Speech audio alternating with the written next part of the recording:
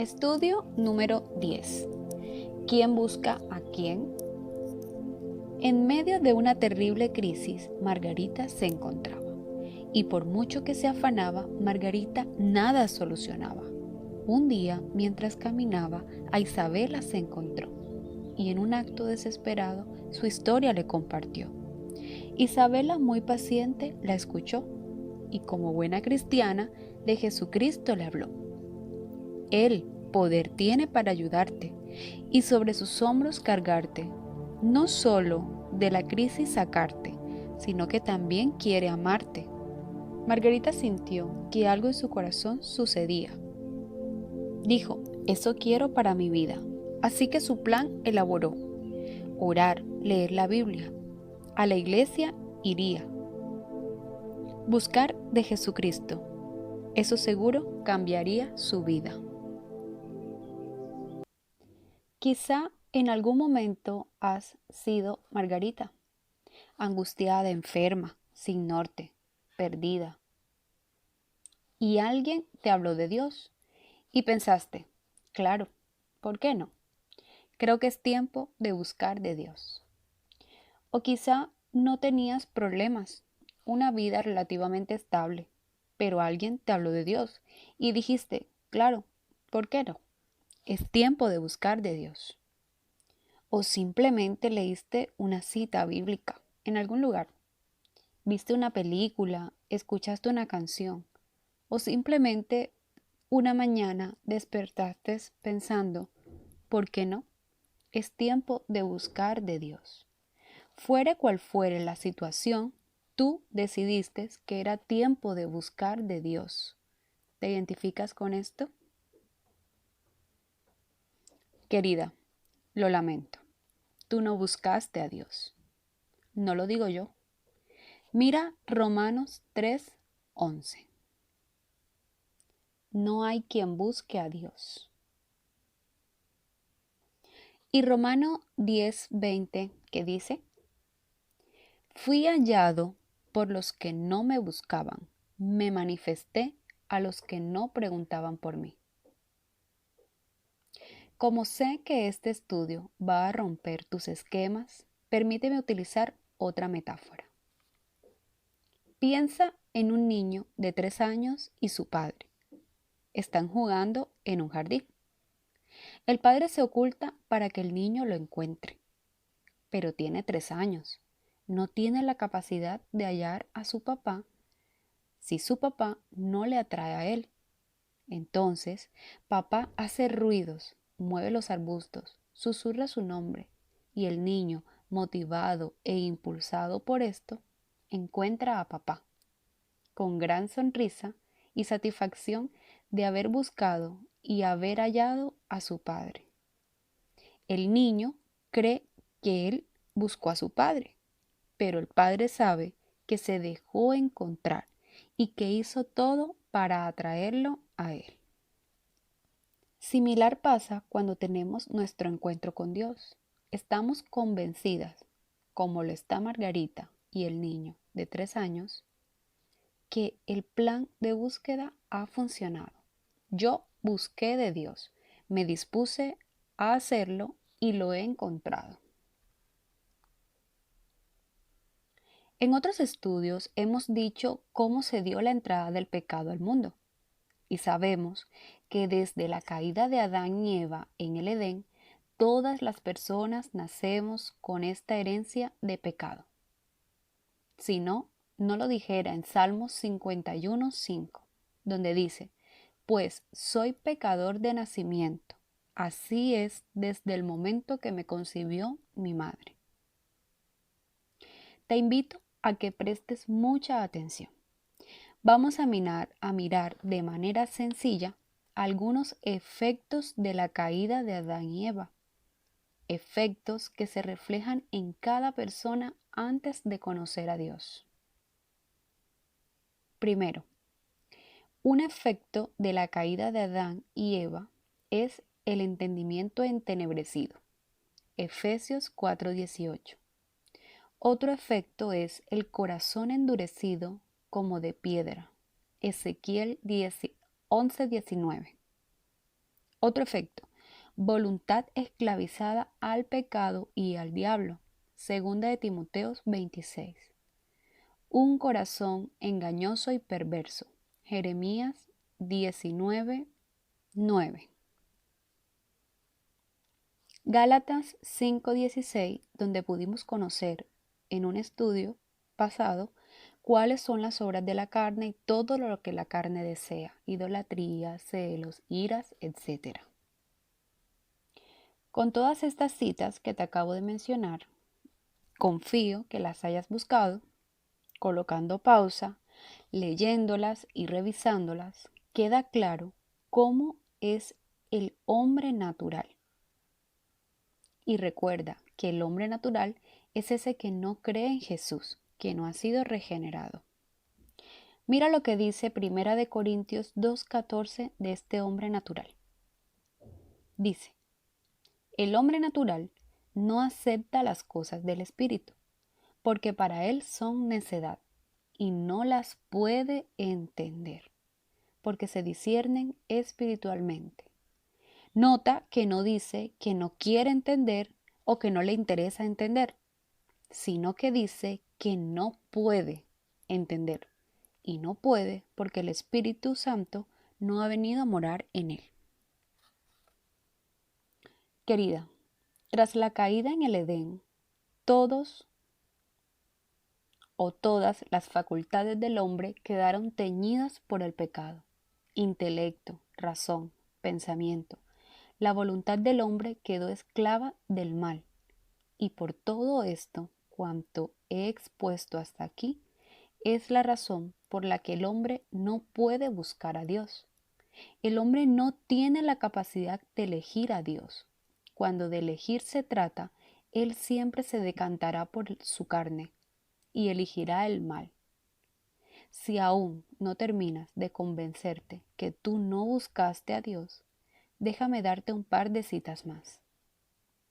Romanos 7:18.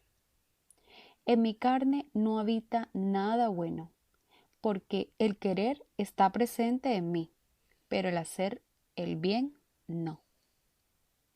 Y en Romanos 8:7 dice: la mente puesta en la carne es enemiga de Dios, porque no se sujeta a la ley de Dios, pues ni siquiera puede hacerlo. Y de nuevo aparece este verbo de poder. No dice que no se sujeta a la ley de Dios porque no quiere hacerlo. Dice que no se sujeta a la ley de Dios, pues ni siquiera puede hacerlo. Nuestra condición de hombre natural antes de conocer a Dios, antes de aceptar a Jesús, es esta que se describe en todos estos versículos. Nuestro entendimiento, nuestra forma de entender está entenebrecido, está oscuro, realmente estamos ciegos, no podemos ver las cosas espirituales. Nuestro corazón se ha endurecido como piedra, nuestra voluntad siempre elegirá lo malo, el pecado y los deseos de la carne. Nuestro corazón es engañoso y es perverso, y de él salen todas las cosas malas. Toda la expresión de maldad que un ser humano puede tener está en su naturaleza pecaminosa, con la que nace y carga hasta que conoce a Dios. Entonces, conociendo nuestra naturaleza y posición, ¿quién buscó a quién? Permíteme leerte los siguientes textos. Hablando de Jesús, dice: he aquí, yo estoy a la puerta y llamo. Si alguno oye mi voz y abre la puerta, entraré a él y cenaré con él y él conmigo. Apocalipsis 3:20. Nota quién está llamando a la puerta. ¿Tú estás llamando a la puerta de Dios? ¿O Dios está llamando a la puerta de tu corazón? Bueno, aquí dice: he aquí, yo estoy a la puerta y llamo. Jesucristo. Te voy a leer otra cita. Nadie puede venir a mí. Escucha bien lo que dice Jesús en Juan 6:44. Nadie Nadie es nadie. Nadie puede venir a mí si no lo trae el Padre.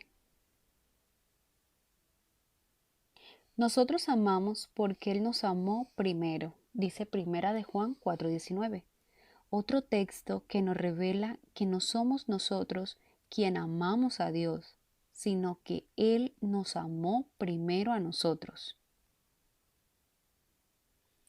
Fui hallado por los que no me buscaban, me manifesté a los que ni preguntaban por mí. Romanos 10:20. Y en Lucas 19:10 dice, porque el Hijo del Hombre, que es Jesús, vino a buscar y a salvar lo que se había perdido. ¿Escuchaste bien? Jesús vino a buscar. Es Dios quien te busca. Él es quien ha salido a tu encuentro. Cada circunstancia en tu vida, buena, regular y mala, es Él quien la ha permitido para atraerte a Él. Porque Él pensó en ti antes de ocuparse siquiera de hacer el mar, las montañas o los animales. Sé que a tu mente le cuesta entender que Dios pensó en ti desde antes de fundar el mundo. Pensó en ti y ha orquestado cada momento en tu vida, ha guiado cada paso que has dado, lo hayas notado o no, Él siempre ha estado allí, atrayéndote a Él. Cada motivación que has sentido en tu corazón de buscarlo, lo ha puesto Él allí. Tu fe te la dio Él, pues es un don de Dios. Lo dice Efesios 2:8. Dios siempre ha tenido cuidado de tu vida y Él siempre ha dado el primer paso. ¿Quién busca a quién? Dios busca a sus hijos. Y voy a terminar leyéndote las parábolas con las que Jesús lo intentó explicar. Acompáñame a Lucas 15. Dice, parábola de la oveja perdida. Pero vamos a leer a partir del versículo 4. ¿Qué hombre de vosotros, teniendo 100 ovejas, si pierde una de ellas, no deja a las 99 en el desierto y va tras la que se perdió hasta encontrarla? Y cuando la encuentra, la pone sobre sus hombros gozosos, y al llegar a casa, reúne a sus amigos y vecinos diciéndoles, gozaos conmigo, porque he encontrado mi oveja que se había perdido. En el versículo 8 inicia otra parábola explicando la misma situación. ¿O qué mujer que tiene 10 dracma era una moneda de la época? Si pierde una dracma, ¿no enciende la lámpara y barre la casa y busca con diligencia hasta encontrarla? Y cuando la encuentra, reúne a sus amigas y vecinas diciendo, gozaos conmigo, porque he encontrado la dracma que se había perdido. Así os digo, que hay gozo delante de los ángeles de Dios por un pecador que se arrepiente. Y permíteme leerte la tan conocida parábola del hijo pródigo, pero esta vez lo vas a hacer desde esta perspectiva que hoy te estoy mostrando, porque siempre nos han enseñado que el hijo pródigo era aquel hombre que se arrepintió y por sus propios medios se levantó y caminó hacia su padre arrepentido. Pero hoy vamos a analizar y vamos a darnos cuenta la verdad de esta parábola. También dijo, un hombre tenía 2 hijos. Y el menor de ellos dijo a su padre, Padre, dame la parte de los bienes que me corresponde. Y les repartió los bienes. No muchos días después, juntándolo todo, el hijo menor se fue lejos a una provincia apartada, y allí desperdició sus bienes viviendo perdidamente. Y cuando todo lo hubo malgastado, vino una gran hambre en aquella provincia y comenzó a faltarle. Y fue y se arrimó a uno de los ciudadanos de aquella tierra, el cual le envió a su hacienda para que apacentase cerdos. y deseaba llenar su vientre de las algarrobas que comían los cerdos, pero nadie le daba. Y volviendo en sí, dijo: ¿Cuántos jornaleros en casa de mi padre tienen abundancia de pan, y yo aquí perezco de hambre? Me levantaré e iré a mi padre y le diré: Padre, he pecado contra el cielo y contra ti. Yo no soy digno de ser llamado tu hijo. Hazme como uno de tus jornaleros. Y levantándose, vino su padre, y cuando aún estaba lejos, lo vio su padre, y fue movido a misericordia, y corrió, y se echó sobre su cuello, y le besó. Y el hijo le dijo: Padre, he pecado contra el cielo y contra ti, y ya no soy digno de ser llamado tu hijo. Pero el padre dijo a sus siervos: Sacad el mejor vestido, y vestidle, poned un anillo en su mano, y calzado en sus pies, y traed el becerro gordo y matadlo, y comamos, y hagamos fiesta, porque este es mi hijo, muerto era, y ha revivido, se había perdido, y es hallado. Y comenzaron a regocijarse. Y en estos 3 ejercicios que el Señor Jesús está comparando con Dios y el reino de los cielos, ¿quién buscó a quién? ¿La oveja buscó al pastor o el pastor buscó a la oveja? ¿El dracma buscó a la mujer o la mujer buscó el dracma? Y en el hijo pródigo, dice que este joven pensó, se levantó y dijo: Iré hacia donde mi padre y me arrepentiré, y le pediré trabajo nuevamente, que me haga como uno de sus jornaleros. Esto es lo que ocurre en un ser cuando el Espíritu Santo viene sobre su vida y le da convicción de pecado. Cuando tú reconoces que eres pecador, cuando te das cuenta de tu naturaleza pecaminosa y de que no mereces nada de lo que Dios te ha dado o te da, no es algo que nace naturalmente en tu corazón, que ya sabemos que es malo y perverso, sino que es Dios a través de su Espíritu Santo quien coloca este sentir en ti para que tú camines hacia Él. Pero, ¿quién ha dado el primer paso? Dios, a través de su Espíritu Santo. Es Dios, te repito, querida, quien va a tu encuentro. Él es quien sale a buscarte. Él es quien te atrae a Él. Y nota cuando dice: Este es mi hijo que se había perdido y ha sido hallado.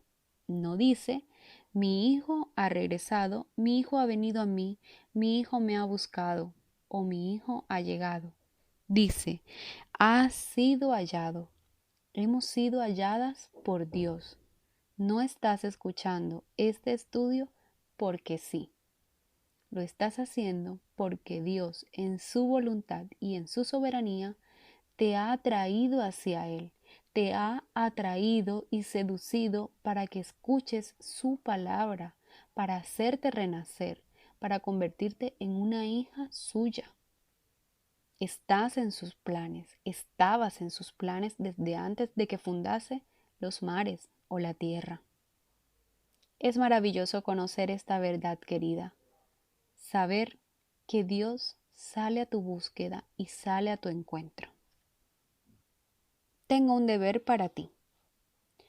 Tómate un momento y piensa la vez que creíste que estabas buscando a Dios y reemplaza este recuerdo con un pensamiento nuevo, donde ahora conoces que es Él quien te buscó y te seguirá atrayendo las veces que sean necesarias. Siempre que sea necesario, Él dejará a las 100 en el desierto e irá por ti. Un abrazo y hasta el próximo estudio, querida.